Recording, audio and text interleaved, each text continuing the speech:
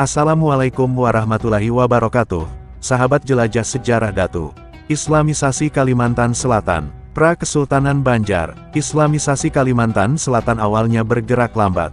Sebelum abad ke-15, kerajaan-kerajaan lokal di sana menganut agama Hindu-Buddha dan kepercayaan adat Dayak. Namun jalur perdagangan Nusantara ikut membawa Islam ke pesisir pulau ini. Peran perdagangan, sejak abad ke-14, pedagang Muslim dari Malaka, dan juga Jawa dan Cina, berdagang di pelabuhan-pelabuhan Kalimantan Selatan. Mereka datang membawa ajaran Islam. Sebaliknya, penduduk setempat mengirim beras, karet, dan emas ke Melaka dan Jawa, menukarnya dengan kain dan rempah dari penjuru Nusantara. Interaksi perdagangan ini menjadi sarana masuknya kebudayaan dan agama Islam. Dakwah dan raja, pada abad ke-15, ulama asal Demak, Jawa Tengah bernama Khatib Dayan dikirim untuk berdakwah di Banjar. Ia mengajak Sultan Banjar pertama, Pangeran Samudra, kemudian Sultan Suryansyah, masuk Islam. Setelah Raja Banjar bersyahadat, lambat laun rakyat Banjar juga mengikuti. Peristiwa inilah yang mengawali Banjar sebagai kerajaan Islam. Sumber sejarah Eropa, catatan orang Eropa mendukung gambaran ini. Tome Pires, penjelajah Portugis awal abad ke-16, mencatat bahwa sebagian besar penduduk Kalimantan adalah penganut agama nenek moyang, hampir semua pagan, sementara Raja Pulau Besar baru saja menjadi seorang Muslim. Artinya pada tahun gelombang 1512, sudah ada Raja Islam di Kalsel. Dokumen Belanda, VOC, juga menyebut Raja Banjar mulai memeluk Islam sekitar 1520-an. Ini menegaskan bahwa Islam mulai berpengaruh kuat di Kalsel pada pergantian abad ke-15 dan ke-16. Gambaran umum, singkatnya, proses Islamisasi Kalimantan Selatan dimulai lewat jalur perdagangan Jawa, Melaka, China, dan penyebaran para mubalik. Pada abad ke-14 hingga awal 15, komunitas Muslim mulai tumbuh di pesisir. Kemudian, pendakwah Demak membantu Islamisasi penguasa Banjar yang berdampak luas. Akhirnya, berdirinya Kesultanan Banjar abad ke-16 menandai fase besar Islamisasi, di mana agama Islam menjadi identitas utama masyarakat pesisir Kalsel. Kesimpulan, dengan bantuan bukti arkeologis dan catatan sejarah baik lokal maupun barat, dapat disimpulkan bahwa Islam mulai menyebar di Kalimantan Selatan dari sekitar abad ke-14-15 melalui faktor ekonomi dan dakwah. Proses ini mencapai puncaknya ketika penguasa setempat menerima Islam pada abad ke-16. Artikel ini memberi gambaran kronologis dan sumber-sumber kunci tentang perjalanan panjang Islamisasi di Kalsel, dari kerajaan Hindu pra-Islam hingga berdirinya Kesultanan Islam Banjar. Artikel ini disajikan secara populer dan ringkas, bagi Anda yang ingin mendalami dapat merujuk ke sumber berikut. Daftar Pustaka, Azhar Rashid, Jejak Awal Masuknya Islam di Kalimantan. Suara Muhammadiyah, Bangsa, Amelia, 2025. Penyebaran agama Islam di Kalimantan Selatan pada masa Kesultanan Pangeran Samudera. Tarbiyah Darussalam 91-79-90. Matanasi, Patrick, 2024, tanggal 3 Juni. Kenapa Kalimantan disebut Borneo? Historia.id, Pires, Tome, 1515. Suma Oriental, Trans. Armando Cortesao, 1944. London, Hakluyt Society.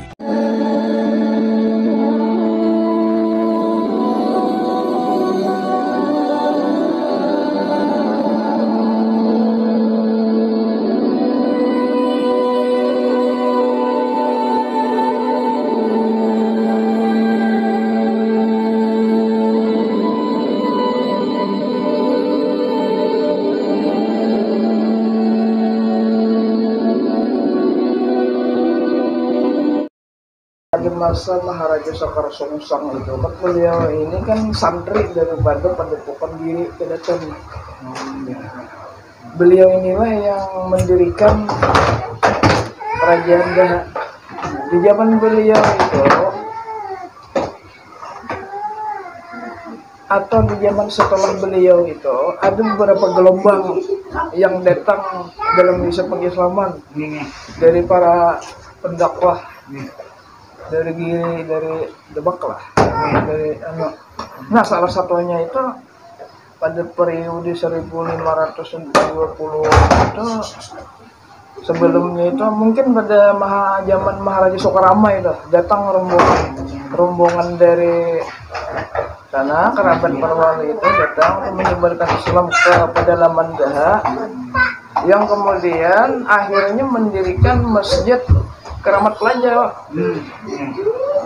didampingi dengan pangeran dari Daha, yang menurut analisa kami zaman itu beliau sebelum jadi raja itu Pangeran Temenggung mendirikan masjid itu.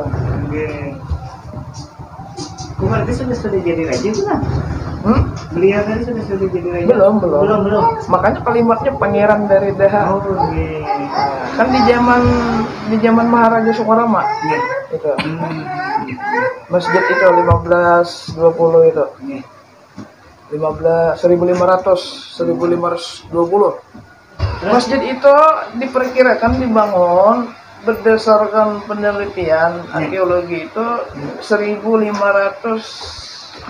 atau 1520, artinya di zaman Maharaja Soekarno. Nah, kalimatnya itu kan didirikan atau dibangun oleh para pengislam didampingi pangeran dari Daha.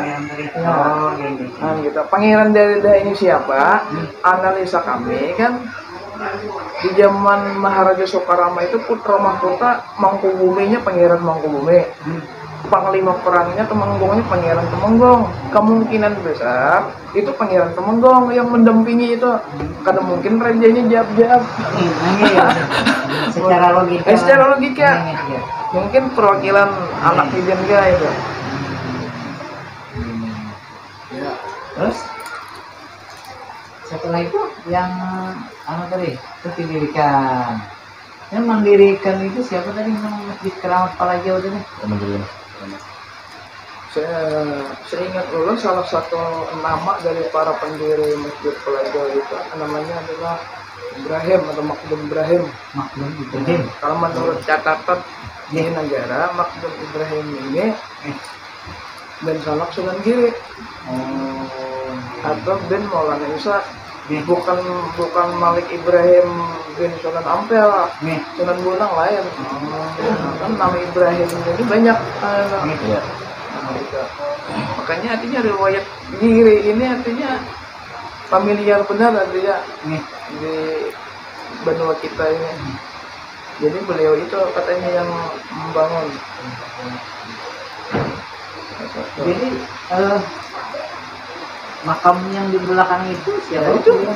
Menurut asumsi analisa kita, hipotesa kita itu ya makam para pendiri masjid itu, si Ibrahim. Nah, berhubungan dengan setelah terjadinya peperangan atau kudeta itu, kan Pangeran Temenggung kan eksodus ke Alai. Maksud ke Alai itu, analisa kami itu kan artinya ya Kepala Jawa itu sebagai komunitas yang didatangi.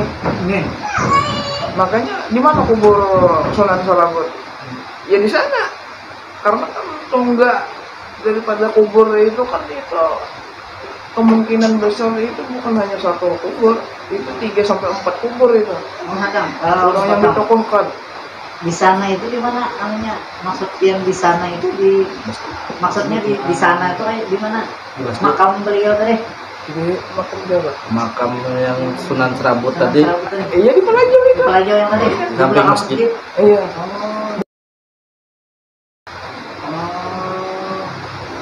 Oh, jadi ini versi lain bang. Jadi di proyeknya gini. Setelah terjadi perdamaian yang dimediasi oleh Sunan Sarabut yang datang dari Jawa. Sunan Sarabut ini kan paman dari Pangeran Temenggung. Maka artinya eksoduslah Pangeran Temenggung beserta keluarga dan pasukannya didampingi oleh Sunan Sarabut. Maka itu ceritanya. Sunan Sarabut ini anak daripada Raden Sakar Songsang yang di Jawa. Nah, karena kan Raden Sakar Songsang ini kawin di Jawa itu dengan putri dari Giri Kedaton, punya anak dua, Raden Panji Sekar, Raden Panji Lekar. Sunan Sarabutnya gelar dari Raden Panji Sekar. Gitu.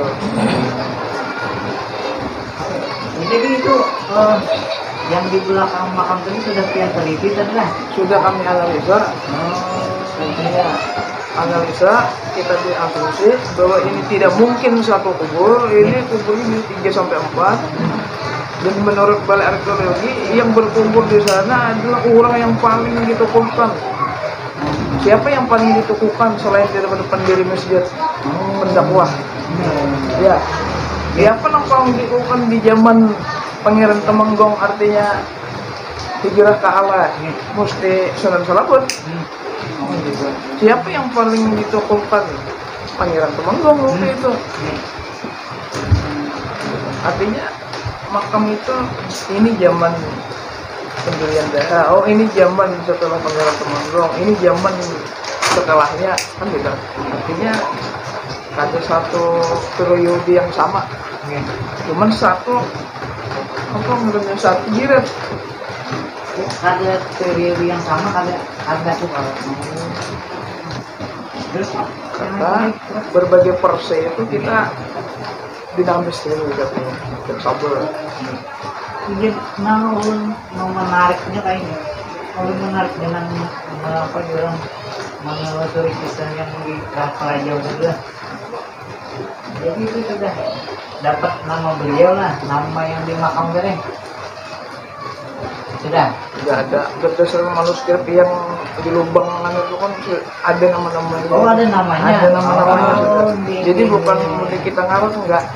Ada namanya Makdum Ibrahim, Umar, Syekh Umar, Syekh Mujahid, siapa-siapa itu. Oh, yang di lubang itu. Nah, ketika kita sinkronkan dengan cetak di Jawa, artinya di catatan Tribun Ampel itu, bahwa si Ibrahim yang ke Pulau Kalimantan berdakwah itu tiada lain adalah beliau itu. Gitu. Cuman sampai sekarang anak cucunya kan nggak ada tahu lagi, tidak terdata gitu.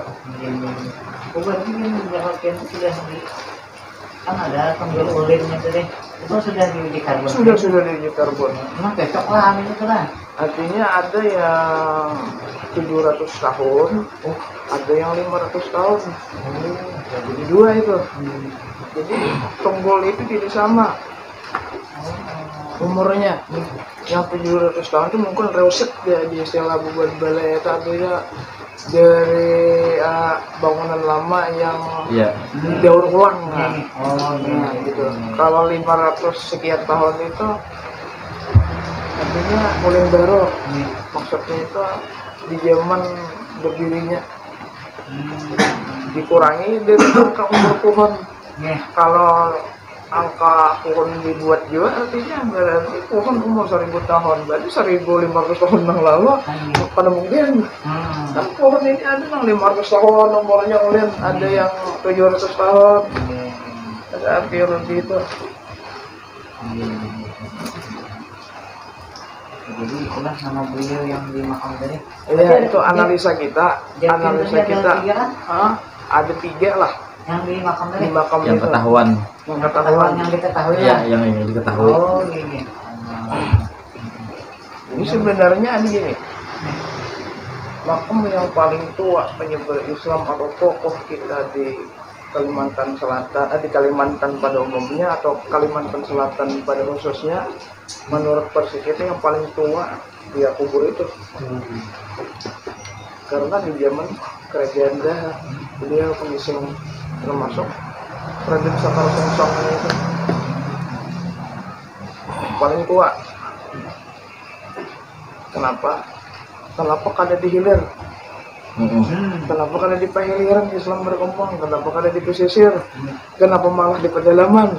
Karena budaya atau peradaban yang sudah ada waktu itu di pedalaman, di pada. Jadi orang menyebarkan Islam kemana? Banyak orangnya. Ada mungkin orang Padang sawah menurut Islam ya lah. Nah, bicara logika.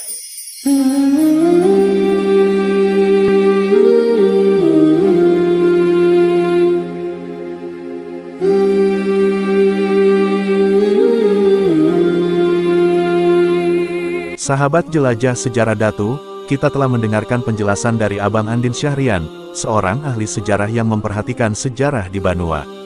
Penjelasan beliau menunjukkan bahwa ada aspek sejarah atau jejak Islam yang menurut kami hilang dalam catatan sejarah Banua. Banyak orang beranggapan bahwa kerajaan Daha adalah kerajaan Hindu-Buddha dan merupakan cikal bakal kerajaan Banjar atau Kesultanan Banjar, namun hal itu tidak sepenuhnya akurat. Di era modern ini, banyak orang cenderung melihat sejarah bukan dalam konteks benar atau salah, tetapi lebih pada mana yang memberikan keuntungan.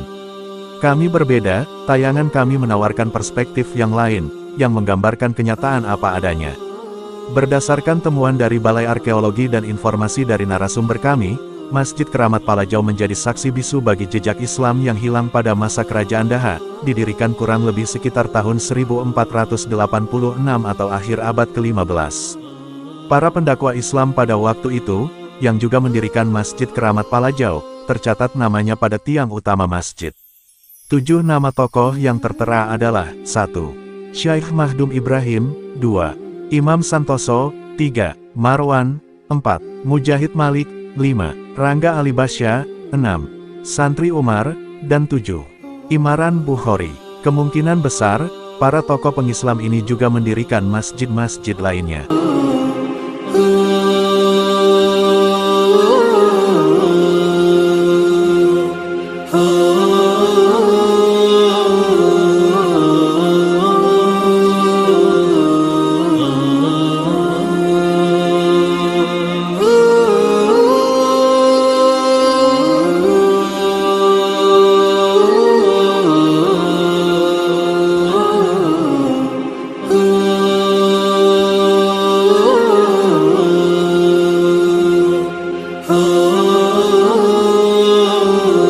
Setelah runtuhnya kerajaan Daha, kisah jejak Islam di Banua dan para tokoh pengislam pada zaman itu, narasumber kami bercerita bahwa sebagian dari mereka menetap dan wafat di desa Palajau, sementara yang lain menyebar ke berbagai penjuru dan berdakwah, namun keberadaan mereka tidak diketahui lagi.